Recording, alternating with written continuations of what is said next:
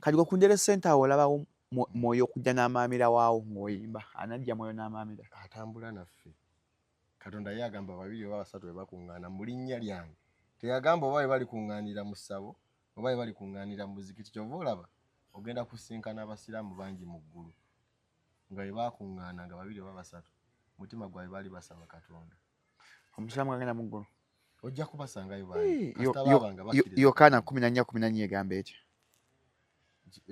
yonsomere amanyi bya I'm the way, truth and life. No one comes to the Father except through me. Kati omulokola ataaloka atakkiriza Kristo agenda atya mu ggulu omanye omusiraamu andi kati ffe tulinamu eno narrative y'amadiini okulokoka si kuva mu ddiini yo kati eriyo omukyala wa myaka 9 omubuulidde enjiri alokose amanyidde sapule ye nakubeera mu ekereziya ate otandika okumukyusa nti adde eno mu makanisa g'eno adde mu byabuukabuuka ebyaffe ebyabalokole ekirabo kyoyinza okumuwa wanika toola kumuleka eri alokokere eyo nga bw'abadde asaba asigale ng'asaba kasita abanga yatudde obulokozi akkiriza Yesu ng'omulokozi w'omutima gwe kasita akkiriza nzikiriza okulokoka ekitegedde si tebatugambako nti teri ayisikira bwakabaka bwa Katonda nga tayise mu ekereziya oba nga tayise mu kanisa oba nga tayise mu muzikiti waki tegeza nti ave mu ebyo omuntu alina emyaka 9 maama ogenda kufa maama lokoka omugjeyo mu kereziya ye omugje ne waffe mu amanyi tagenda kusobola bino byaffe byabuukabuuka bwe tweyagalira mu Katonda ennyo bwegamba nga Mukama muwadde buwe mukisa tegeza nze bwe ndokoka mu mutima gwange nemba nje musirawo ne banziika mu kabuli tekina buzibu walokoka it is very okay nga nalokoka ngayo abakatoliki bangi abasiraamu bangi abalokole bangi nga tugane kimmenya mu mutima nembeera omulenga nebuuza muntu ki mu time eno gwe nandi tuuse gyali ng'asobola okuntegeera nemba seewozezaako nga simunyonyodde oba najjukira maama oba si kituufu nzijjukira nga yabeeranga maama wange kati mu nnaku eyo nasituka nenaaba nenvuga nengenda ku studio neŋŋamba olaba Katonda mpisizza mu eno season yonna nga ne maama bwe yafa nasigala obulamu bukyagenda mu maaso ne bino ndi we bizze tebigenda kundeka wansi awo enviira neŋŋamba nti waliwo ebyali enkubye n'ebitankuba kuba Shalom waliwo story nga neemala ejja ku social media okwo okujjako nga Katonda ekkuba nze ninayo ebintu byange emabega ng'ensi neemala ebimanya esobola obutaddamu kumpa stage naye Katonda olw'ekisa kye akukuumira eyo n'atamanya nsi kumanya awo wenva neŋŋamba kantandika okuwandiika ennyimba za laavu wasooka kuyimba nnyimba za laavu mba naakawandiika ate ng'olaba binyuma mba naakawandiikayo 3 ndowooza wendokokere kanyimba ziteekawo ne mutu njazimanyi naye saazi ennyimba za laavu zina buzibu balokole tuwasa ozimba ennyimba za laavu osanga maaso eyo abantu bwe bali omanyi wano eno saazi ne bwenvaayo nenkola oluyimba olw'omukwano si lubi naye nyinza okwecontradictinga nga tebanategeera kituufu kyo basome Song of Songs bo tebagisoma Song of Songs ate abalokole tebasonyiwa n'omuntu gwe mmanyi abalokole banayisaagala bagezesa tebasonyiwa buli kimu okitunuliramu basirika batenga kale ne bakussa akasiiso balina obusungu akunyiiga n'anyiigirako ne Katonda on behalf of God agamba gwosobezza Mukama mayi Mukama alina yafuna abalwanyi osobezza Mukama twanjogedde ekyo. Are you in need of reliable services in general construction, architectural design, land and quantity surveying, chain link installation, and property management? Look no further. Smeaton Construction and Property Management Limited is here to serve you. We design, build, and manage properties. For more information, visit our website at www.smeatonconstructions.com or call 0787 943 539 with Sappers 0758 821 603 or visit our offices in Nabingo along Masaka Road. Smeaton Construction and Property Management Limited. We rule. Ladies and gentlemen, nine Frank Ntambwe Balukeza era nga yatuze okubalaga products affe package y'abasajja. Eno men's package. Ono Shalom Oil yayongera ku size. Abasajja abenyuma mu size nakendeera bunakula size yakendera olw'amala okwemamaaza. Ono Shalom Oil akulagira ddala kyogenda okubeera nti ekintu. Ono 5 rounds and above. Nga wembanga maze era mpira unje esooka siddamu soko none ku bbeere soko nkwateko soko kazanyise ono yakola. Oyunga buyunzo. Nokolo mwetololo kola ya kiproitichi ocho katone Shalom Power strictly nga na week elections tochafuna morning elections ona mu buzibuzibu zoka tokagize bwe kati ona ebizibuzibu ona Shalom Power ali ku 0705 27 1973 sangi wa kisasa ku da village mall je tukole mama fakala nkawe ndetatu Frank Ntambi ono amita Shalom Oil kifanyi kyakusiga kifanyi kyekyo kifanyi nga kisofu kifanyi kisofu sawa sajja abali yabenyuma mu size nakwesa ku masturbation yamanyi gakendeera size yakendera muko simanyi nali munene ne kati bintu byakendera Shalom Oil nayongera ku size abasajja ndaba wano kuliko buwanvu kuliko nti it increases on length and size ayongera ku buwanvu ne ku bugazi wano bwata ayongera ku omuswanya gubanga guli solid nga guli gumit. It stimulates blood saturation. Omusaayi entambula yagwo nnyo abikolera ddala. Extends sex time. Era ayongerako ne kakadde bw'omukwesa Shalom Oil ono n'akadde akwongerako k'oba otwala mu nsonga z'omu kisenge. Increases growth. Ayongera akuza. Promotes secondary development. Okula twongerako ku size kuba 0705 271973. Mukama wange. Chichigwa! Hey, Lily Paso Festival!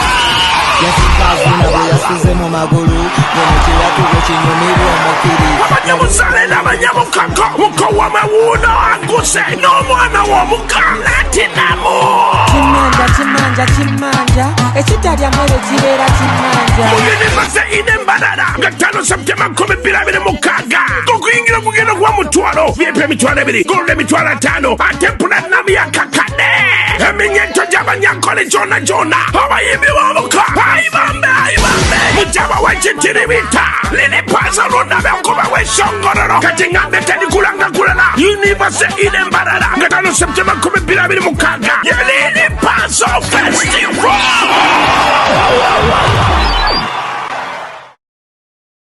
The views and opinions expressed on this channel are those of the individual contributors and do not necessarily reflect the official policy or position of Shalom 256. Any content provided by our contributors is of their own opinion and is intended for informational and entertainment purposes only. We encourage viewers to conduct their own research and consult with qualified professionals before making any decisions based on the information presented on this channel. Kwetuli ono gwe nkutte Shalom Oil abasajja abandaba ayongera ku size y'abasajja akulaga kyogenda obba fefeka abalina oil akola ekyenjawulo ekiriwo ku oil waffe wa senga ogula product ya Shalom services netakola tuli fundinga ssente mirungi ebiri ono bw'omugula emitwalo 5 tukugiza kadde senga abatakoze wakaso tugamba teyakoze ng'olina obukakafu teyakoze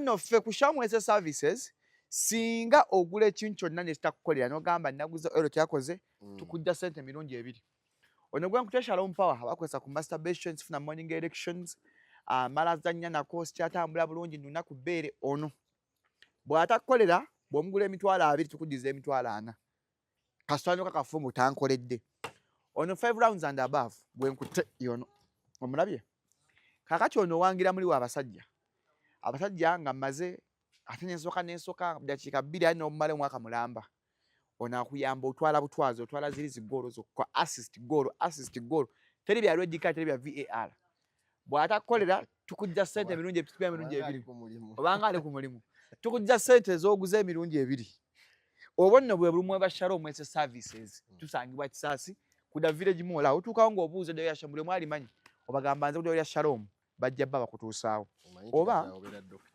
kuba ku namba asili Dr. Antabolist kuba ku namba y'essimu 0705 271973 oba mpeza ka WhatsApp twogere abagala okogga package weri abagala ogejja package weri nammwe abalina bino ebikono bya mama situula binene tubikolako bino ebikono ne bino bikasuku bino eno bemuyita love handles tubikolako n'oterera bulungi nnyo ng'otuuka ekyasi ng'obuuza njagala ddwaliro lya Shalom bakutuusaawo bulungi nnyo tukadelivale mu nsi yonna w'oli w'osangibwa eddagala lituuka ate olina omukolo bifaananyi kuziika oli bweru tulina Shalom 256 media studio so okuziikirako sengaawo bataatawo beeyakuza ffe streaming live gwe n'olaba tukuba baby shower ebifaananyi emikolo n'embaga era tusangibwa Kisaasi ng'okuba 0705 271973 beba Shalom 256 media hub nga 14 tulina ekivulu ky'omulokole amaliridde naye ayimba akayimba waliwo ebyanjiyinzise Mukama nebitankuba ekivu tekikube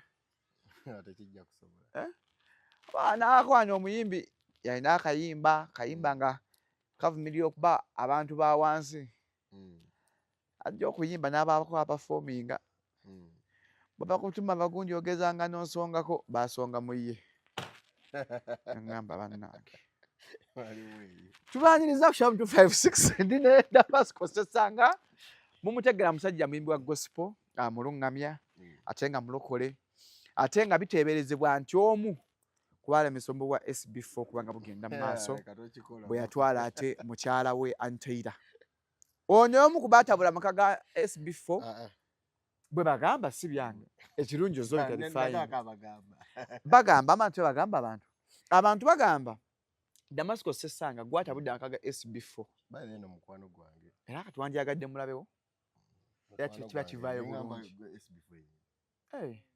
ate mujja busimuyerekera bamusanju otandise agala kukola luyimba taba mulabewo tulina Damascus Sesanga omuyimbi wa nyimba za gospel tugamba tumya mwana emboozi mpolampola ekivu kya Friday Saturday ekivulu kya Friday eno 14 tuli ku Ndere Center awo twakatandika kuyingira sente meka kuyingira mitwalo 2 5 mezo za milioni 2 emitwalo 2 5 mezo za milioni 2 ku Friday eno so weereza maamawo aweereza taatawo sengawo teri mwenge naye tutte mu kifo kyatundamu omwenge batundayo I didn't know. Of course it's a Mulokole. public place buli omwajja n'afuna ekyayagadde ate era tetugenda bagana naye weekomye ku ngeri gye tuli mu kubeerawo kwa Katonda n'environment gwe funa kafansonyi nga muntu ogaana osaba nti ku luno amanyi oba n'olyanga olya ennyonta akasolite ng'obulya ejjokereza ennyonta ekintu kikunyola kigamba nnyo akasolite okole challenge kuba abagizi bange mulimu abalokole n'abatali so mulimu n'abanywi naye mwekubirize ku olwo tuleme kunywa then one would ask lwaki watadde ekifo mu kifo ky'ensi etali kyabalokole kubamu abalokole mulimu abalokole bano bannaluwoyo olajja kugamba nsoa ndi mulokole nsoa kujja ku Ndere Center reason being batundawo omwenge bakolerawo bineeno tesobola kujjawo nze nina abawagizi bange abalokole n'abatali ndowooza neutral grounds tezirina buzibu ojja sangamu abasiraamu nga tebandibadde comfortable kujja ku kyaki abakatuliki ate osange nti waliwo ne bano ndiwo ekkanisa yeeri ndiwo eyeeno kati it's better netufuna neutral ground fena tusinkagana teyaganya oteekako mu kkanisa bemenya abasumba babeera buuzo gakamba kati nga gwosalira Pastor Bugembe nogakamba yita Pastor Bugembe kale sijja bateeka mu church kamba teeke mu compound awo katufune wali katubeere ku Ndere si nti kifo kya wansi gomanyi kyo banyini kyo mulokole ate n'ebyo ebintu nze simanyi ani yaleeta narrative eyo which is so false gomanyi omugaati gwe tulya ayagukola nyini gwoba mulokole oba si mulokole zino engoye zetukola mba neetaaga okumanya nze omulokole kyengenda okulya nze ndowooza olumu tubeera na just shallow thinking naye abantu basigala bantu ebifo bisigala bifo kasita kibanga tekyesitaza mmeemeeyo sirowooza nti wandibaddewo nti olemere ennyo kwani nyini kyo kati gwe ku Ndere Center awo olabawo mwoyo okujja n'amaamira waawo ng'oyimba anajja mwoyo n'amaamira atambula naffe Katonda ye agamba babiri oba basatu bwe bakuŋŋaana mu linnya lyange teyagamba oba bwe bali kuŋŋaanira mu ssabo oba bwe bali kuŋŋaanira mu muzikiti kyova olaba ogenda kusinkana abasiraamu bangi mu ggulu nga bwe bakuŋŋaana nga babiri oba basatu mutima gwabwe baali basaba Katonda omusiraamu agenda mu ggulu ojja kubasangayo bangi Yokaana 14:14 egamba etya yunsomere amanyi byange I'm the way truth and life. No one comes to the Father except through me. Kati omulokola ataaloka atakkiriza Kristo agenda atya mu ggulu. Omanya omusiraamu. Andi kati ffe tulinamu eno narrative y'amadiini. Okulokoka si kuva mu ddiini yo. Kati eriyo omukyala wa myaka 9 omubuulidde enjiri alokose. Amanyidde sapule ye na kubeera mu ekereziya. Ate otandika okumukyusa nti adde eno mu makanisa g'eno. Adde mu byabuukabuuka ebyaffe ebyabalokole. Ekirabo ky'oyinza okumuwa. Wanika toola. Kumuleka eri. Alokokere eyo. Nga bw'abadde asaba asigale ng'asaba. Kasita abanga yatudde obulokozi akkiriza Yesu ng'omulokozi w'omutima gwe. Kasita akkiriza. Nzikiriza okulokoka. Nzikiriza okulokoka. Ekitegedde. Si tebaatugamba nti teri ayisikira bwakabaka bwa Katonda nga tayise mu ekereziya oba nga tayise mu kanisa oba nga tayise mu muzikiti waki. Tegeeza nti ave mu ebyo omuntu alina emyaka 9 maama ogenda kufa maama lokoka omugjeyo mu kereziya ye omugje ne waffe mu amanyi tagenda kusobola bino byaffe byabuukabuuka bwe tweyagalira mu Katonda ennyo bwegamba nga Mukama muwadde buwe mukisa. Tegeeza nze bwe ndokoka mu mutima gwange nemba nje musirawo ne banziika mu kabuli tekirina buzibu. Walokoka it is very okay. Nga nalokoka nga y'Abakatuliki bangi Abasiraamu bangi abalokole bangi nga bonna bali mu ggulu. Nga ffe eno ku nsi ffe twabajajinga kuba Katonda akebera mitima. Bantu bangi nnyo katugambe nti mukyala omwami w'Omusiraamu tali mukkiriza mujja mu kanisa naye nga mutima yalokoka nga gyali muzikiti asaba naye nga ng'akola ebyobulokole waba yalokoka bw'agutama awo okusaba asaba Katonda asaba Yesu. Onakyo bagambye nti Bayibuli yaga ababiri bakuŋŋaana ndibeera masekati geno ga ne musabo. Babiri oba basatu bakuŋŋaana. Ne musabo Katonda asobola okubaayo. Yesu n'abeera musabo. Wali olabyeko kati kankuwa example Shalom. Obadde okimanyi nti n'omubbi okugenda okubba ne batamukwata Katonda yabeera muwadde chance nga mugulidde obudde alokoke akyuse obulamu. Natandise okubuulira abantu narrative tutandika okwebaza Katonda naawe omwenzi abadde nga yenda n'otalwala siriimu. Tolowooza nti oli too smart oba ozannya bulungi kaadi zo. Katonda omu yabeera akuwadde chance akugulidde obudde okyuke.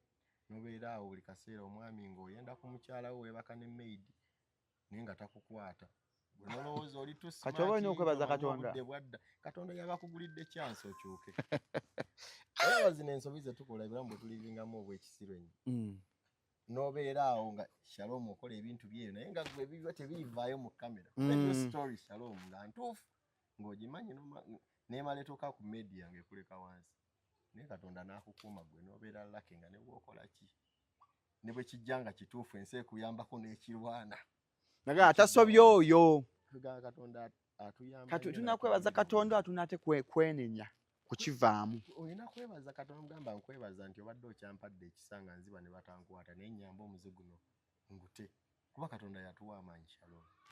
Be balimba abantu nti kyuka banayerekerawo okukola kino abantu banafu Katonda yabawa amaanyi. It's Christ who strengthens us. Tulina n'okulekerawo jjajinga abantu.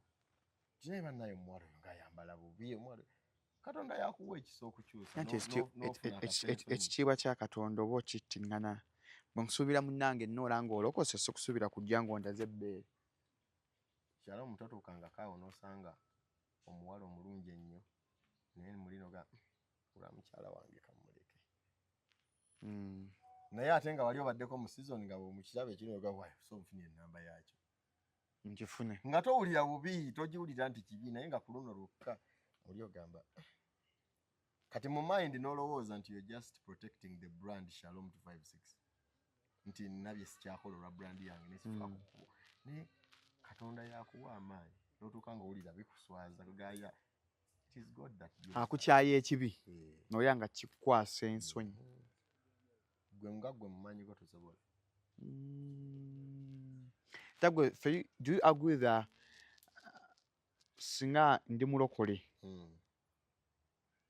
nze kati oli mulokole bulungi nnyo okkiriza okimba ku bivulu by'ensi nzijayo n'ennyimba tonda bayo nga nzize n'ennyimba nanti oyimba n'ensonga zange ng'omuntu mba nzijidde abantu bano wammanyi mba nzijidde abalokole abaliyo Sitaani be yalowoozesezza nti ekkanisa ebakyaye ekkanisa ebajajinze eyo ye resort.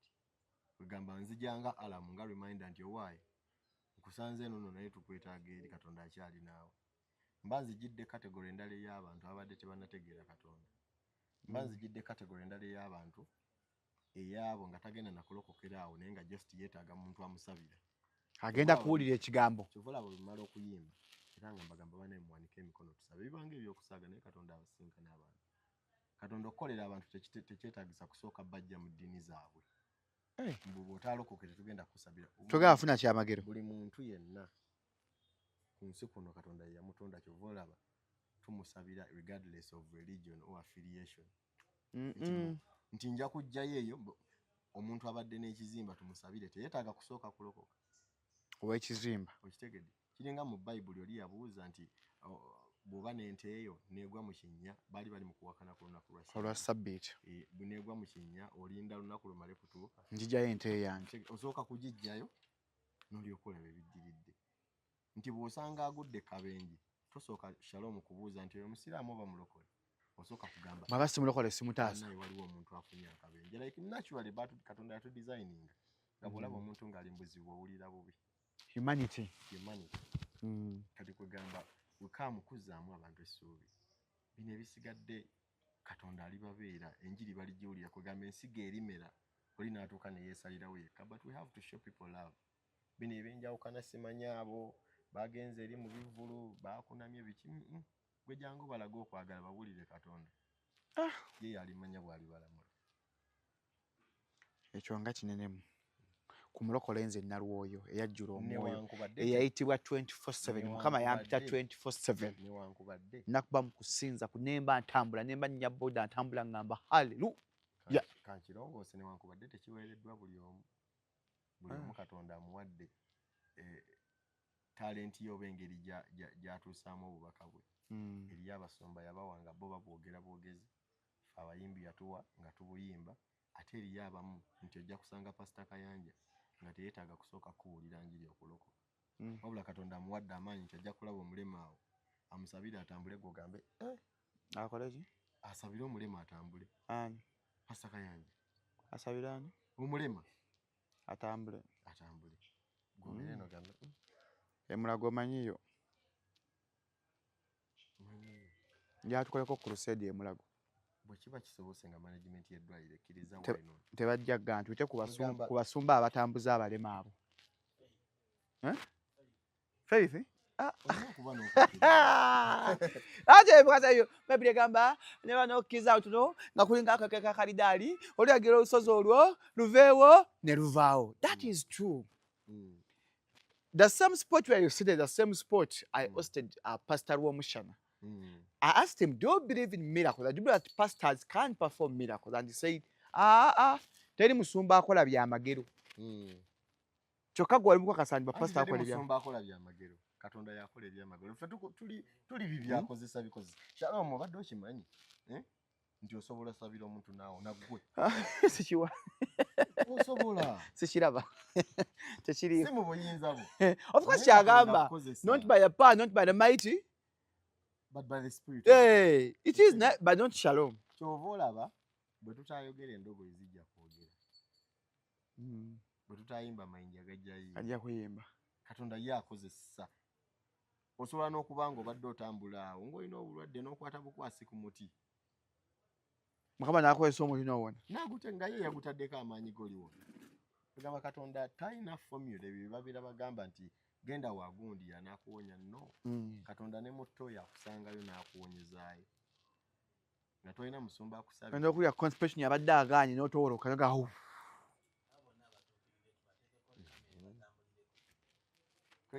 Abantu balina weaknesses zaabwe. N'omala obateekako kamera n'ogibatambulizaako oyinza okwewuunya. But I'm perfect.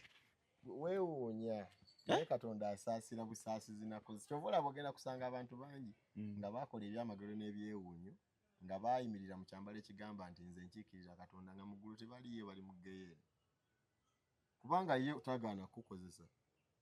Naye embala yesobola okulemesa okutuuka okusikira obwakabaka. Katonda tatunulira weakness zaffe zitegeeza. Bw'aba asazeewo okukozesa akukozesa. Kubanga ye ayagala task ebeere executed. Omulimu gukolebwe. Kati kiringa katugambe kampuni ya Shalom Case Services.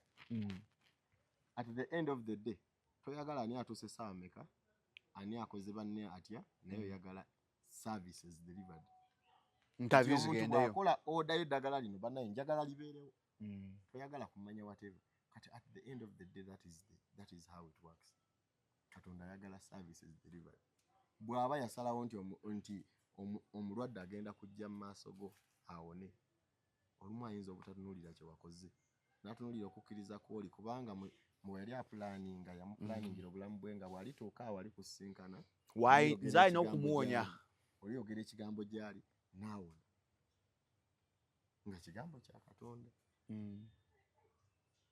so Katonda akozesa buli muntu yenna Katonda amukozesa n'ayitawo ate kati nekya abayimbi ba gospel okukola zi collabo n'abayimbi ba secular music do you think omulokole nga gwe kyandadde kyetaagisa okukola collabo n'omuyimbi w'ensi anti towasa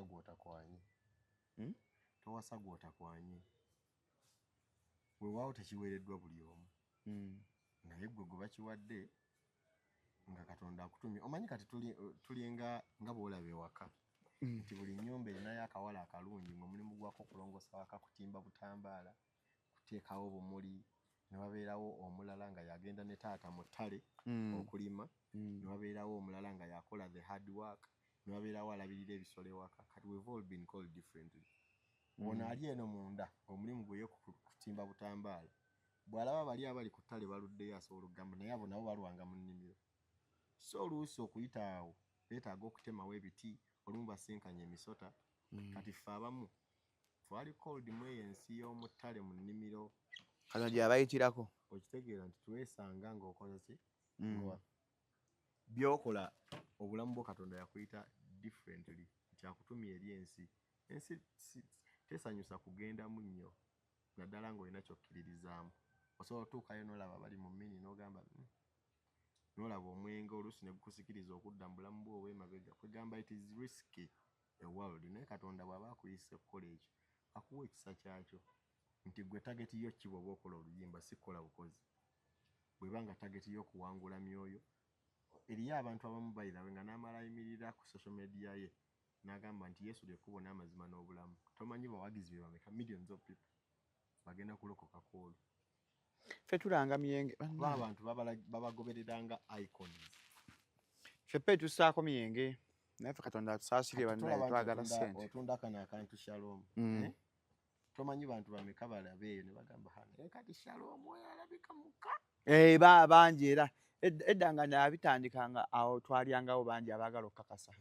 naye bikola bo balaba what you represent kugamba kyoli muli kye bakkiririzaamu gagamba nti okay that is what it is kati kirungi nnyo n'ogenda okukola oluyimba n'omuyimbi simanyi lwaki abantu bagattako nnyo ekintu kya muyimbi w'ensi naye abantu basaako omuyimbi w'ensi kubanga ffe eno ffe tuli balokole omuyimbi yenna muyimbi message yekyuka eyo endowooza eyo anyway saagala kuwulikika bulala abantu bayinza ogamba nti yatandise n'okuvuma naye omuyimbi yenna muyimbi message yekyuka gwe bw'oba ng'oyimba ku Katonda tekigaana walaavu kuyimba ku laavu tekigaana oli ayimbye ku kansa nti banaye muddukirira abakansa kumuyimbako tekigaana oli ayimbidde nti abaami mutandika okuyisa obulungi bakyala bammwe obufumbo buleme okufa tekimugaana kiyimbako tuba mu song of songs message gye tuyimba yekyuka nti kale katugambe oli muyimbi ayimbye byabuwemu naye tekimuggyako ki kubanga muyimbi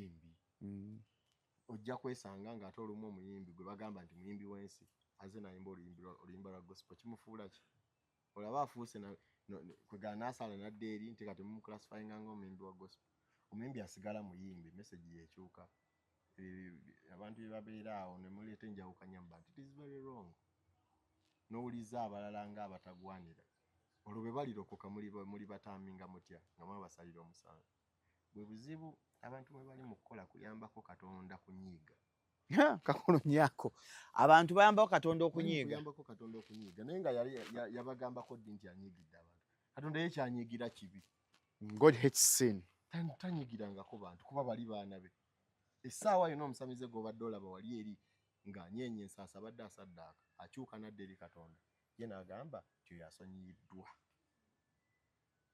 fene situluma okufa obufi lwaki Katonda amusonyiye abantu balekeraawo okuyambako Katonda okunyigira aboonoonyi abantu mulekeraawo okuyambawo Katonda okunyigira ffe aboonoonyi bamulekere ye anamanya bw'addeeringa nabo kubanga mu nsi muno tewali atamanyi kituufu era oyo atakimanyi emmesegi agifuna buli lunaku bw'oba oyita ku kkubo kuliko ababulizi b'enjiri ku ssimu yo kuno ebyawandiikibwa bijja okwegamba Katonda akominiketinga naffe mu ngeri ez'enjawulo atali wa kukyuka bayibuli egamba nti okuggyako abaana b'okubula kitegeeza ne bayibuli ekimanyi nti mulimu ab'okubula kati gwe tubalekere Katonda babulire what is true don't judge them then obalekere Katonda y'anaadiringa nabo kuba baana be tegeza okukola collab n'abayimbi bano abayimba atali gospel music batushijeyo kiri eri kiyambako okutambuza obwakabaka bwa Katonda bw'obanga ekigendererwa kyo kibadde kumuwangula kudde eri bwakabaka bwa Katonda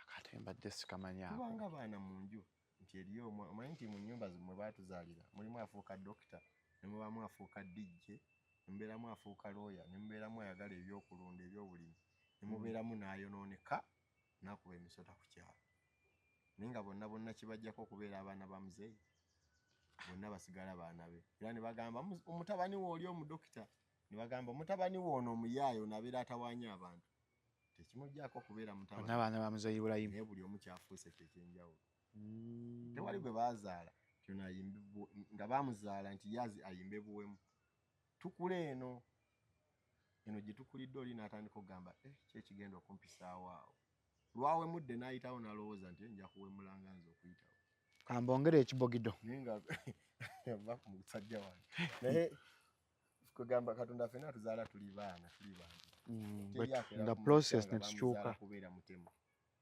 bikyuka eno ng'oli yagezaako obulamu ne bugaana n'agamba nkoze ekyofuna ssente era wewabeera bamugamba nti nzitira gundi nkuweeyo namuwaayo bukadde butaano naga bikola bw'amuttanga mumaliriza ne munne n'amulikomendinga nti waayo nina ntawanya wano gwe n'omuvubuka wano asobola omukugirawo nti mmeka nti ne bw'omuwaayo omusanvu olaba bw'atandika okulowooza nti bizinensi ye kanye ssente zirinnyeeko tuvudde kutaka tuli ku musanvu there are people that tried with life buli kimu ne kigaana n'asigala nga ekibi ye option gy'asigazizza nga ffe abali eno ffe tugamba naye oyo gundi naye lwaki tebava mu omukazi alemedde mu bwamalaaya kitegedde naye nga yagezaako obulamu ne bugaana nga ng'awulira nga yeyo solution esigadde nga yeetaaga muntu amutuuza n'amugamba tukutegeera naye bw'okola kino ne kino kubayigiriza the mathematics of life anti bagamba mmwe babrother mu kanisa mu disappointinze abaana ab'obwana mukamala bo babeera babanoonyaako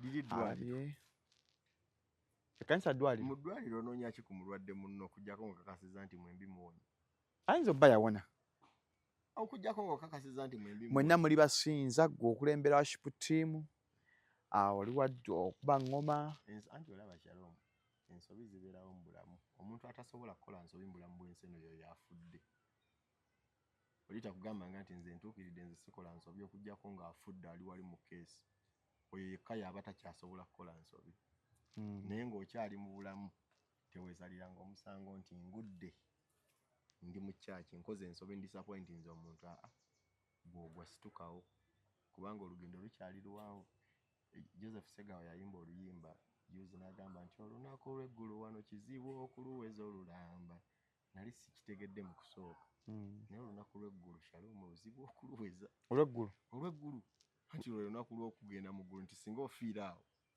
ogenda butereevu mu ggulu oba wakazuukuka ku makya osabye otandise olunaku lwo ne mu mmotoka ojja ovuga nnyimba za washipu n'enfa abakiri kyadi bwe kikkubira oli wamwadde ne program ogenda tunulanga ziweze 3 yabadde ya 2 omuganga nkutuuseeko wano ddakiika emu yokka olwo tolimbye kitegeeza nti n'ogwira ku kabenje wennyini nnyini n'ofa naye byonna ebi byenkana kati nze omuntu alimbye akantu ngaako n'omuntu asse bwe buzibu bwokka bwe baatukola gamba nti byenkanagana twakati tonza lugambo ate kye kirungi kye baatuwa Katonda kukkiriza nti byenkanaakana otherwise abantu banditunulidde bandikozesezza nga bannaabwe nga reference mukama bannayo nsasire nze siringa Shalom walabye nekyo kyakoze akabi akatono bwe kati yatuyamba nnyo mukama ekibiina ekyenkanankana otherwise omuntu ng'ayendedde mu kyaki yandisalidde nnyo omusanga ayendedde mu bbaala. Aganze siri oli yeyagaseeko n'omwenge. Kale oyo ate ye mubi nnyo. Kati kwegamba n'osigala nga ekikyamu kisigala kikyamu. Naye Mukama yatuyamba. Kwegamba Katonda yatustructuringira obulamu nga bulungi nnyo. Tambula bulungi. Nga buli just. Bw'otunuulira industry ya gospel music mw'oli olaba eri etya, is it progressive? Ekola bulungi nnyo kubanga enjiri etuuka ku bantu, abantu balokoka. Oyagala okumanya nti abantu balokolwa, abantu baagala Katonda. Ate nze saagala otunuulire mu kyaki mukka bw'oba ogamba gospel. Tunuulire ekereziya, otunuulire ekkanisa, Anglican Church, emizikiti, otunuulire aba Seventh Day. All that is what? Gospel. Nti on 31st ebifo ebikyasinza okujjuza byonna bya bwa Katonda. Nanti abantu babassaamu entiisa bw'otandikira omwaka mu bbala omwaka gujja kukwenyiga. Ekitegeeza nti kibeeramu ekiri mu bulamu bwakimanyi nti somewhere you need God. Omanyi omuntu akyasinza okukuba hiiti mu bulamu bw'ensi eno bwonna akyasinza okubeera famous. Katonda yennyini. Katonda atanze okuba famous kuba buli muntu amumanyi. Asinze. Kati ekitegeeza nti kyonna ekimukwatako kiba kikola bulungi. Eno ffe just olumu mutunuuliza ffe maaso n'olowooza nti ba Damasco baani ba segmento ba Vicksoni Pastor Bugembe nti be bakiikiridde gospel industry. Naye abaana bangi eyo nga Katonda yaba designingira obulamu bwabwe ba blessinga thousands of people nga talivaayo na mu kamera kumumanyi. Naye ffe eno waggulu entolooza tuli bakitalo nnyo olw'okuba ffe tuli mu kamera. Naye ng'abaana gye bali eyo mu byalo nga tomanyi na linnya lye nga bw'ayimba awo abantu basumulula. Abantu basumuluka kantu bawunya ng'akutte akazindaalo. Ffe kati just nti industry tugiclassifyingira ku batono be tulaba. But there is a big army of people eri mu kublessinga abantu e Uganda. Nti olwaleero eriyo omuyimbi embaala eyo ng'asobola okuyitegeka ekivulu ekisaawe ne kijjula. Embaala egyali eyo. Naye nga ino ku social media tomumanyi. Ojja kutunuulira eno eri bulamu ab'e Kampala olowooze nti ebeesingira okwo, tunuulire ba Romans nti bakalokomeza nti kwebeesingira. Naye ng'abaana gye bali eyo nga batambudde ne Katonda mu bwesigwa naye nga tolimanya. Abayimbi b'e Kampala mutambula ne Katonda mu bwesigwa abanywa kashisha. Abaliwa. Abayimbi b'e Kampala bakuba gospel. Katonda mu omulimu. Paka ddi? Mpaka kuolwo ye yamanya. Obudde batebuweddeyo, zaba obudde babukyaliyo. Gomanyi ki abamu babawadde omukisa okutuuka eyo babeereko ne bebajjukiza Yesu. Olugendo luwanvu olokoka buli lunaku. Ogwa bw'oyimuka omutawaana ogubeerawo kugwa n'otakola ki? N'otayimuka. N'otasituka. Naye senga ng'okugwa osobola, it is very possible. Banaye Shalom osobola okugwa mu kibi anytime okujjako ng'ofudde. Nga Katonda yakuwa amaanyi. Omanyi nti eriyo abantu ng'akola ebintu ebyekisiro n'atawulira na bubi. Katonda baamuva. Waliwo omwana ng'asobola okwasa kamera eyo n'atawulira bubi. Naye kati oli amanyi value yaayo. Esobola okwatika nga abadde atambula n'agikoonako n'awulira bubi nnyo because amanyi what this camera means to us and what it brings to us on the table. Naye eriyo abantu nga ne bwakola ensobi tamanyi taliwulira nti yakoze ensobi. Takiwulira mubi. Omanyi eriyo omusajja nga omukuba bukubi miggo naye tolina bw'omukakasa nti kye yayenze kibi. Kyobula abakazi batwebaze nnyo ffe abasajja nga tusobya ne weetonda nako. Ng'emmundu mwazza kugombolola. Ng'ensobi zibaawo naye ng'okola ki? Weetonda. Kuba ate eriyo abateetonda.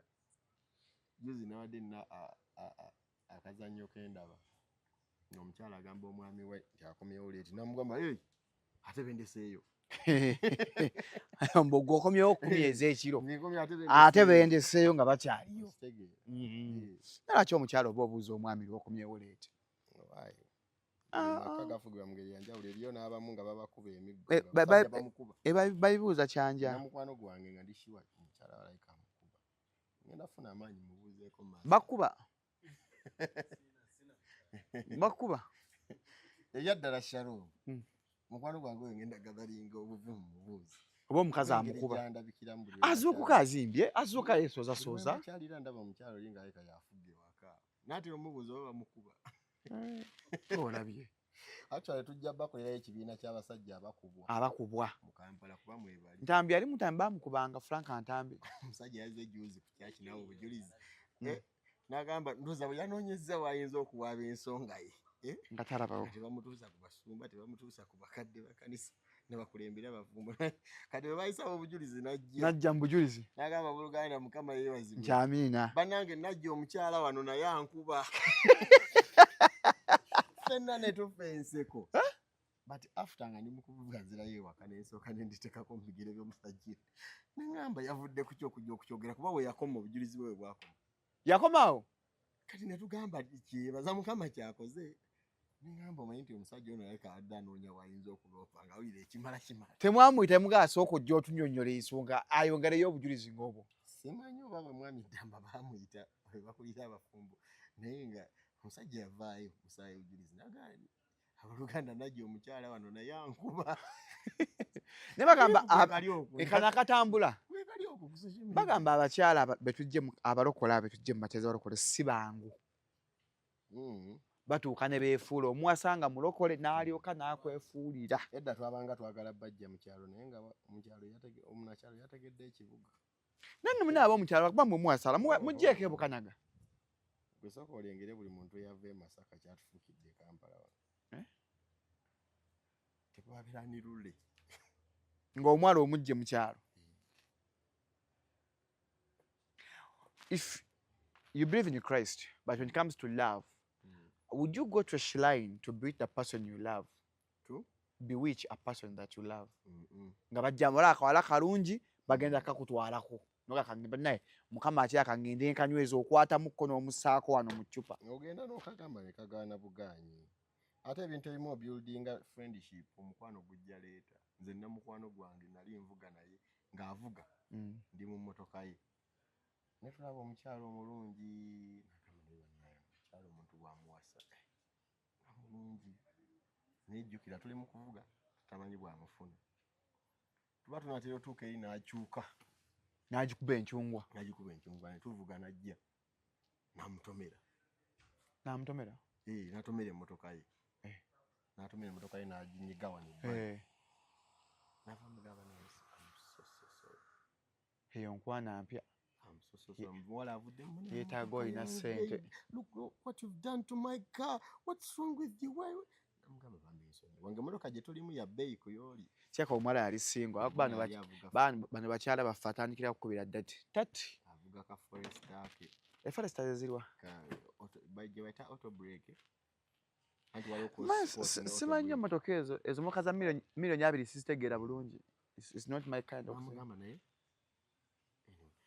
What you do get my number nedda kyangu ovugenda emmotoka yange katugende bakole emmotoka yo tugenda kukubira nga bamaze gikola like I come back and get my car kati nebogera bamwadde business card ye amulaze wakolera biki omuwala adda muki mu mmotoka ye adda mu mmotoka nnene oddokya ewaka ewange nze apangise kulambire mu single room yange n'okomawo n'emmotoka endala ng'oli mukyala wange ba girlfriend wange mungamba abantu metegeeza teyali mufumbo wenzi bw'abakazi bwebasumbuga ng'agenda nga bagikola bwe bamala ogikola olowooza yagizaayo ng'asooka aliko omuwala emmotoka ye yagivuga ewiiki ennamba nga n'omuwala bw'ajooga eri bw'agindooza nga ali ali mu bagalozi ki n'amala okugimuddiza agimuddiza ku kaddina nga muteereddemu n'akasente mu bbaasa ate ng'alina bye yeerabidde mu mmotoka y'omuwala neerabidde egundi yange oh yeah I've seen it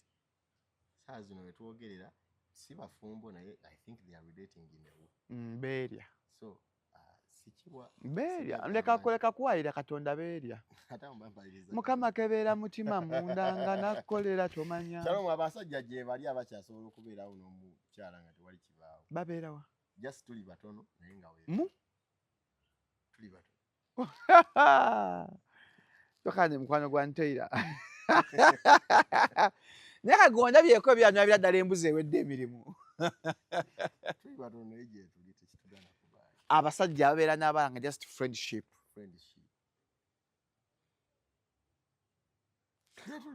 Twogedde kuno akuli Damasco otandika ddi okuyimba? Tubamba kuzaala Kampala kuno wammwe abaana first abagembe byajja ku street banzaala awo Nansana ng'olabye bannange Mukama bazaddewo baali bamukola ki olwaki butanzaalira mu kyalo okuzaalira e Nansana yakirabanga ekyalo kijja kumbonyaabonya nalina kubeera kumpi n'ekibuga. Nansana kibuga Nansana yakuze gwe omumanyi soboleke bwe baka abadde mu kibuga ngwanika omukono gwatadde ekibuga okirengera nusu bibiri ndi mu kibuga kati nga omuntu anga amupangisa Nansana nkwewuunya how do you rent in Nansana Kampala liri pazo e Masaka omanyi obudde ne sente ekyali mutwalira okutuuka e Kampala kati gulya bulungi neffe nusu bibiri olya bulungi nga bakuzaala Nansana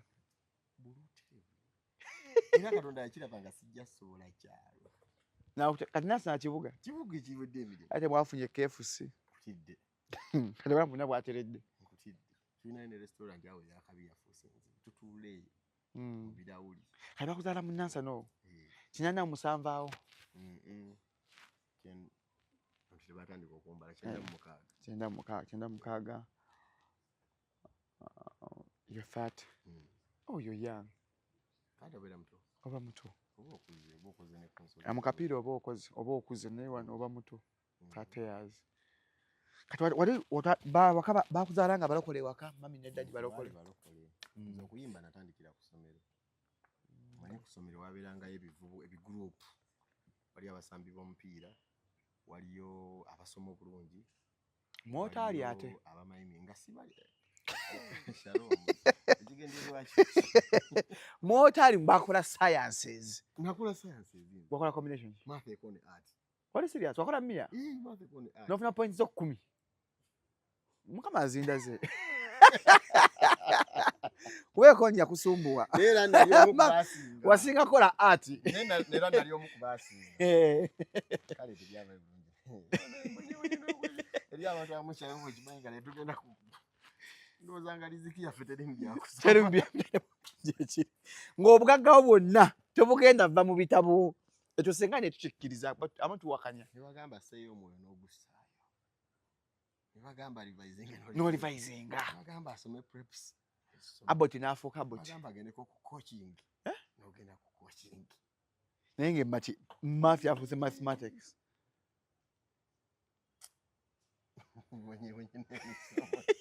naye ate era saali mubisi nnyo ofunanga no point obukuyisa 5 nogamba mu senior 6 notaswala ate ekyansuula twali twagala okumuwalayo omu ne musomesa wange coupling wabikeera bangobanga muki waliwo lessons ezo ndoza tamu yasembayo yonna bazingobamu kati tikyanga akwana omwala wemu naawe wala amasomero ga gavumenti obuzibu bwe galina era bannaye kusomero tubeera ku buzibu oli omuwala yali mweru yava ku Sulandani college najja era Nansana najja ku St Augustine najja ku St Francis abundi awo nga muwala mweru nakwata uniform agisaze bulungi emutuulako bukavuzi wano nga buvaayo kali kakola arts asomesa bamwagala kali ka arts teri mwala mweru asobola kukola sciences samwagala naffe tumwagala naye baboola nabo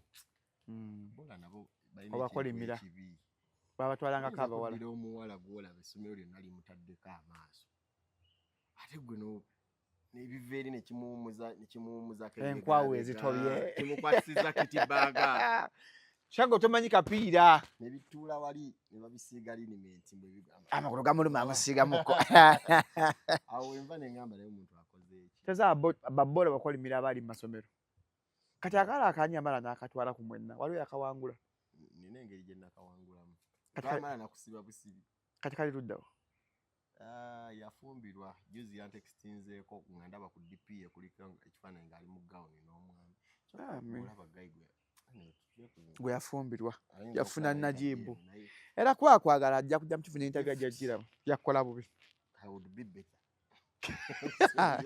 naye kati yafumbirwa aye kati ayagala ssente naye gwe eri abawala abamu nga tebandifumbiddwa bandifunye ekifo ebabatuteera nga tujja netubalabanga nga bwolaba bebalambula ku bantu mu rehab nga babakuumidde awo nga gavumenti nga balungi nnyo tulina kujja kuba nkuganga obeere satisfied ojja olabe kaana kawala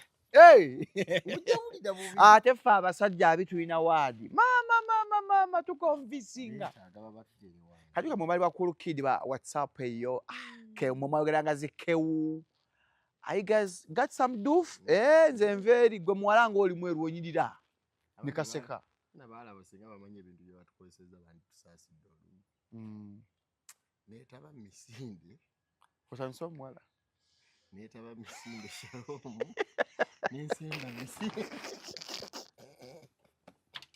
nga kulasha alaba naye era kirungi bwe twatuuka wali mu compound naffe ne batusiiga ku kalimenti n'okawulyako nga bakuttako weebati n'ogamba era kale ngamba kikoze kati obuzibu ku Mande nga balina okusoma ebyavudde mu misinde bagenda okunsoma mbaasembi ngamba sigenda kuddira misinde awo ngamba ndikanjeeyinge waliwo gurupu y'abavubuka baali bamayininga awo bayita Codrand Raymond waliwo waliwo ba FAY Avenue abavubuka bayimba ku ssomero ba FAY Avenue bo baali bawandika n'ennyimba ezaabwe awo wenva ne ngamba kantandika okuwandika ennyimba za love wasooka kuyimba nnyimba za love mba naakawandiika ate ng'olaba binyuma mba naakawandiikayo 3 ndowooza wendokokera kanyimba aziteekawo ne mutu njazimanyi ne saazi ennyimba za love zina buzibu abalokole tuwasa ozimba ennyimba za love osanga maaso eyo abantu bebaba bali omanyi wano eno saazi ne bwenvaayo n'enkola oluyimba olw'omukwano si lubi naye nyinza okwecontradictinga tebanategeera kituufu kyo basome song of songs bo tebagisoma song of songs ate abalokole tebasonyiwa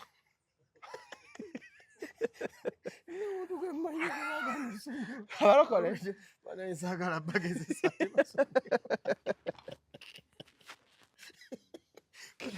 buli kimu okinolya bwoti basirika batenga kale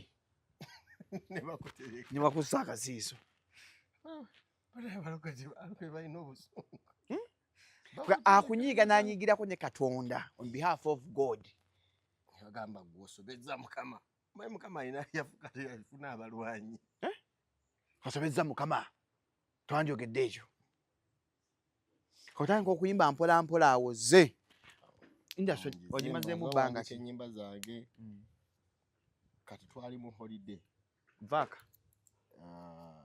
yali ya senior 3 third term mu holidays awo kati twali tuva mu house party twabiranga tukola za house party ezo kati nganze omulimu gwange kwa house party kutabula mwe nganze nkola panchi kati kwata mirinda ne Uganda walaje nga mmanyi engeri gye ntabikamu ebintu ebikola percentage ennene omuntu n'avaako mangu kati twalina mu mukwano gwaffe mu kabondo kaffe ng'ate bwe tumala okukola ebyo byonna genze mu makiraabu myenge biki ebyo ebiseera bya Kuba yali azze teekaana wansi wano waliwo akawala awo baali bakayita ka mu Japan katuyigiriza Kuba ku ssomero ne Miraaji era banaye abawala abeeru bakoze kyamaanyi okwonoona abasajja olaba omusajja we abadde mu ttaayi nga beera ayambala masuuti this t-shirt would look nice on you and these jeans ogenda okulaba omusajja abadde masuuti atandise okwambala jeans ne siniiru ogamba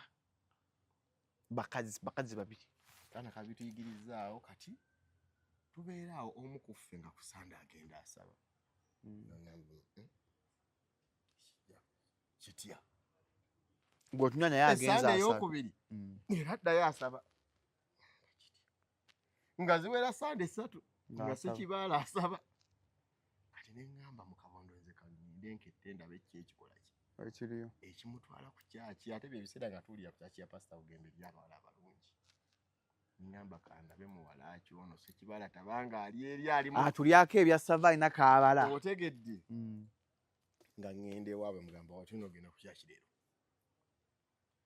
olwo nkitegeera nti babeeranga bamukasa ogenda okusaba jjajjaawe ng'alina etteeka mu nju yange siba n'atasaba Sande tebaba asigalamu ate yonna gy'olaze kakasanga mikwano gyange gikulaba egiri ku kyaki gikulaba nga wasabye tyagenda mbu asaba mbu ayagala wabula etteeka eryali ewaka kati ŋŋenda naye entuuka bayimba binnyumira bayita abalokose sigenze ovuddeyo era bajje batuweeyo omukisa ffe abaalokoka olw'ekinyumu nga Mukama be yavuba obuvubi teri yakubulira njiri omanyi ko olwo tebaatubulira njiri era yenkola ewa Pastor Bugembe olumala okutendereza n'okusinza addako ku stage atandika n'ekigambo nti baliwo nga bandyagadde okwetwalira Yesu ng'omulokozi obulamu ati bwintu bwe nagenda nenyigira ekintu nze Yesu namutwalye ne mpulira nga mukoyezza wali baita abaagala omutwala nga muyita kane muvaako kane nfunako omusumba omu yenaleeta sisitimu endala abaagala otereeza ekkubo lyammwe Yesu akowa olima ekkubo lyange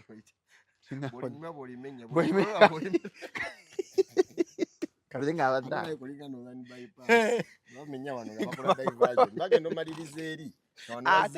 waafa dda kuba obulokole nabwatulanga ne mpulira nga mbukooye amazima ne gampitangamu awo ne ŋŋamba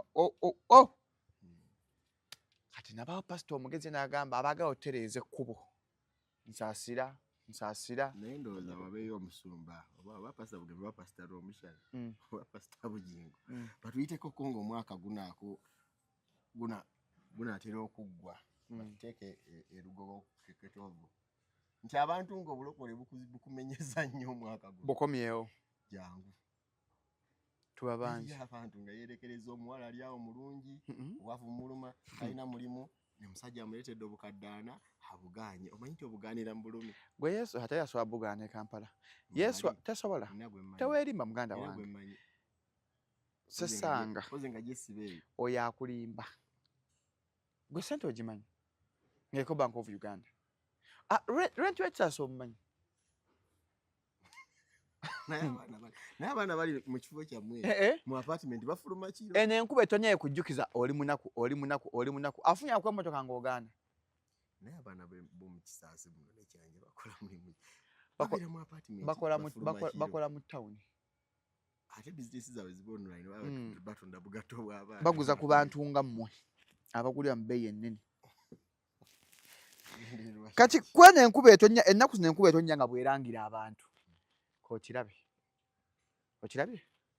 wagaana okukola ennyo okirabye weegoba ku mulimu wagamba saving agula kati ettaka likutwale baaba oli naagula ettaka mpunguze manyango nomwaka kati ettaka kati poloti gyoguze manyi waga buno poloti mwe batunda buno simanya abiriko 10 nga bagenda lunda bumyu bwakigula akamotoka weevuge abantu babatandise omuzego baguza road reserve ogule wantu kumbe mu maaso awo wali bawe abantu bagamba mbumbalwana nabyogera poloti emino nyemu togula oba mala biseera tuba tuli awo Damasco sessanga otuwadde oluyimba twazi ng'otegeera I'm very well how are you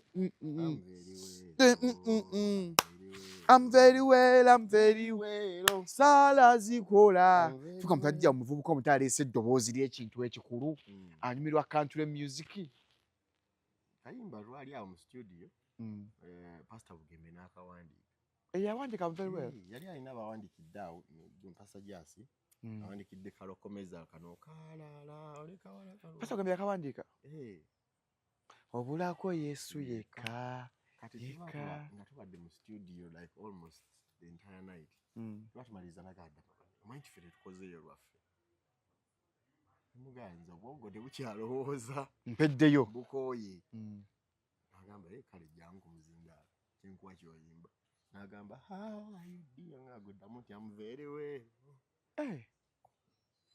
I'm very well yotya munnange saala zikola enkeera nentukata twataddemu mu byokusaaga demo negenda vairo bwe yagenga vairo nenzirayo mu studio balumalirize nerukuba nerukubiraawo other than that walinako ennyimba endala era ezayitawo omanyi abemba gospel kyangu kuyitawo ayinawoko abalabe baffe baleke naye tukolere nga balaba olwayitawo nnyo naddala mu biseera bya gundi by'obululu awo tuli mu nsi nga abalimba be bawangula bali bakundeetera bizibu bagamba oli wa Nuupu ffe baatubba nnyo nanti kisoboka okuba obutali buzibu nze ndi tova ku bantu oli kumaanyiga abantu saidi y'abantu kwotava kati guno omwaka Era tuba tuli awo nga tufunye ate akayimba akapya. Naye simanyi munakayimbako. Kuya akayimba kayimba abantu bakayimba awo. Abantu. Ffenna tubirina. Ne Arsenal yankubizza era yo. Bajubye mu friendly. Team ya very stupid team. Batandika okwanderstanding abaami baabwe. Olumu omusajja akumayo waka nga sigwe gwanyigidde. Ositegeera? Nga bamukubya akapapula. Olina bizibu byo, bintu byo bigenze, olina alowooza onyigidde ye. Arsenal ya kisiru. Very stupid team. That team will never make it in life. It will never make it. A team it will never. Ejja tuuka bebatolera bwetu abe ekigizza emabega. Arsenal will never make it in life. That team ekabizza abantu. Essa ssente z'abantu. Ewadde abantu essuubi effu. Arsenal eyo terifuna ku ssanyu lya nsi eno. Oyo yaziba amaaso oyo kaleezi ojjokereza oyo gajja zibira ddala. Gajja ziba omwana oyo ojjokereza oyo. Gajja zibaga amaaso. N'abazambi b'omupiira babeera bakimanyi nti ali mu kisaawe wali naye tazambira yekka ali mu ssente z'azita. You look at the team and you say, Arteta will never make it in marriage. You will divorce. Mulimu abasambi nga ne bamala bamuleeta Uganda abantu basomuka. Ntuga. Kati nali saa. Yakimanyi yamukubisa milioni za 2. Kati waliwo nakyawa Mbappe. Mbappe nga ali mu PSG. Yeah. Banne Mbappe yali mubi. Oba nga abikola agenderette. N'enkyawe erivubuka eryo. Kasiryagala. Katuzzeyo kayimba kafamma kano. Waliwo ebyanika ava ku bujulizi bwo. Nali nina embeera mu empita. Nga buli mulokole abayo n'embeera. Emyaka nge n'emabega. I think 5. Ngenda nfiirwa maama wange. Oh. Kati saafuna mukisa. Nze ne maama wange twabeeranga bwetu. Nga ne bwemba ne girlfriend amumanya. Ne bwemba nina gwempiseeko mu kkubo ne mulaba nga mulungi soka ne mukwevuga nga omanyi nno omuwala gwempiseeko wano mulungi ng'asooka kubuuza muwanvu alina amagulu amalungi kozi yabeeranga agala mukamwana ng'alina fine legs. Eyo maama? Ng'omwana gwagala wasaagala ntumbwe. Kuba n'entumbwe ng'ate muwanvu. Nga Black Sugar? Black Sugar has nice legs by that. She has nice legs. Would she work? I've seen her. Mama yandimukkiriza. Okutwawula simanyi myaka gye egiwegi ezotwala but she's so beautiful. Sugar muto, she's 24. Oh really? Sugar mulalu. Just nkula. Sugar mulalu mbanyinza obutamusobola. Ate kati asobola okwambulinga. Mbanyinza okuba ne bakubiraga waayi mweza mukama emukyala waali eno. Ng'ali ku stage akola ati. Ati mukama amukyusa mpola mpola. But she's so beautiful. So your mom etegeeza mommy's boy bakati abaagala mwabeebuuza ku mama ku buli kimu mumenya abakyala ababafumbirwa. Abaana abamu abasinga bawasa choice ya mama waabwe. Olumu ayinza obutagimugamba directly. Naye osobola okuleetera muzadde w'omuntu n'omanya n'ono tamwagadde. Wadde tomunyeze nga tomugambye nako nti girlfriend wange. Naye n'olaba nga takisiimye. Nika n'akawala akamuggola amaaso kabajjako kaludde akakyaliyo noga akamuggola amaaso. N'omanya tebaamusiima. Tebaamusiima yadde. Kati mu mbeera eyo agenda afa. Saafuna mukisa gumooninga gukungubaga. Wali bweru? No, I was around. Naye nga ngezaako okubeera strong for my siblings. Ngezaako okwekuuma n'emikulaga kwegamba waliwo cameras nyingi. Kyogezaako toyagala nkeera ojje ku social media ng'olabako ekifaananyi ng'otadde emimwa bw'oti. Nga gwafeesa. Okitegeera. Kati n'embeera mu denial, you're trying to be strong and pretend nti ndi mugumu ne sifuna mukisa gumu morning. Kati reality hitting years later. Nga ndinze kaawo. Ngamba naye manyi nti mukwano gwange namufiirwa yagendera ddala. Nembeera mu season ya ndowooza gyalinga myezi 4. Nga morning my mother nga buli lunaku reality ejja. Ng'ensi entunula amaaso bw'eti neŋŋamba nti gwe no tolina maama. Buli lunaku ensi entunula amaaso n'ekiŋŋamba. Tugambe embeera omweyo embeera mba nkyali omweyo embeera. Lunaku lumu ngenda okukeera ku makya. Ng'amasimu gankubira. Bantu bangi bankubira naye nanyingidde leeti. Onakubira ngamba nja baddira nanzuukusa. Kati bwe gaasooka ne mpalirizibwa okusooka otteekako essimu ndabe mu bo mulimu aweereza message nga sinnawuliriza kye baŋŋamba.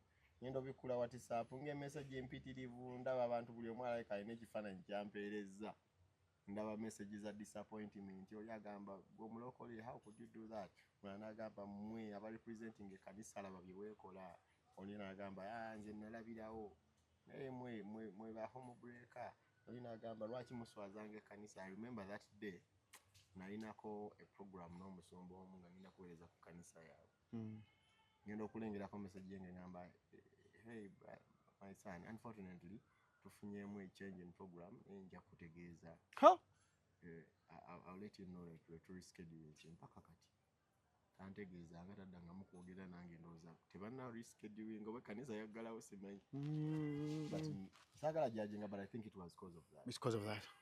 Ogenda obikula message bampandiseeko ebbaluwa ekomeki ng'egamba etya sandyagadde byogerako saagala biwa maanyi nnyo ibulako yagiwandiika kano naye mukwano nze kankuyambe kayemu ku bbaluwa ze nalaba naye bankubako ekibaluwa ku Twitter X olunaku lwe lumu ndowooza just yafuna bufunyi mileage nnene engeri gye kiri nti ono amanyikiddwa naye ate eri yali mbi era bakusibako omuwala basibako ekintu nga kibi nnyo kiriwa